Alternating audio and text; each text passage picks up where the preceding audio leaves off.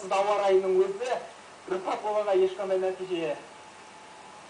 кедергі келтірген жоқ.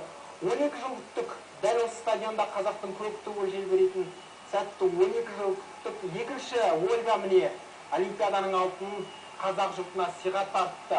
Құтты болсын, және міне түн ауса да қазір қазақ даласында тағы да таңға дейін той.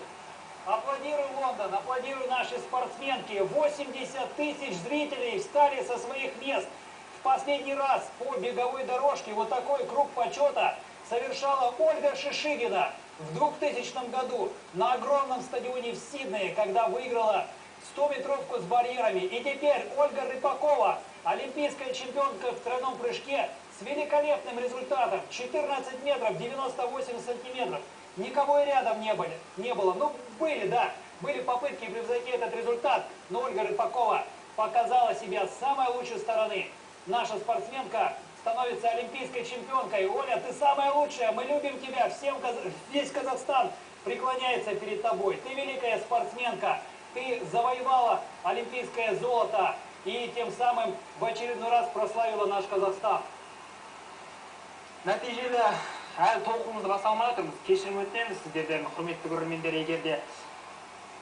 Әрине, сіздердің де қазір дәл осы алтындарыңызды бізбен бірге тойлап отырғандарыңызды білеміз. Әрине, болды аз кемшіліктер. 6 алтын алады деп қазақ жұрты, қазақ спортшылары 6 алтын алады деп кім ойлады? Тіптен жұрттың өзі 5 алтын алсақ, 3 алтынның өзі қазақ спортшылары үшін үлкен нәтиже болады деген.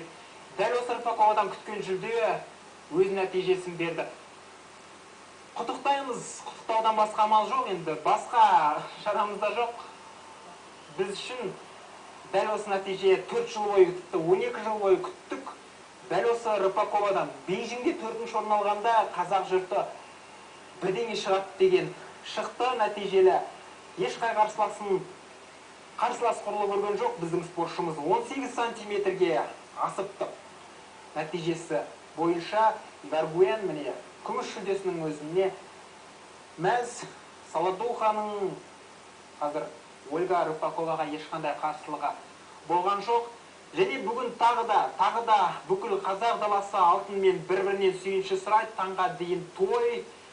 Илья Ильиннің жеңісі аңызға айналған. Міне бүгін сол аңыздардың қатарына Ольга Рыпакованың аңызды сәті түседі. Толқудан шығайық, әлі біздің көрсетіліміз жалғасатынын ескертеміз.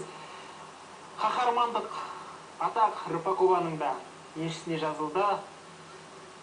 Дәл осы спортшыдан қауіптенгендер де болды. Тіптен бүгін жанкүйерлердің өзі түрлі ақпарат құралдарында Рыпакованың өзі қол алып берсе, жеткілікті, соған ғанағат тұтамыз деп айтқан болатын, бірақ сенсация жасады. Сенсация демей-ақ қояйық бұл нәтижені.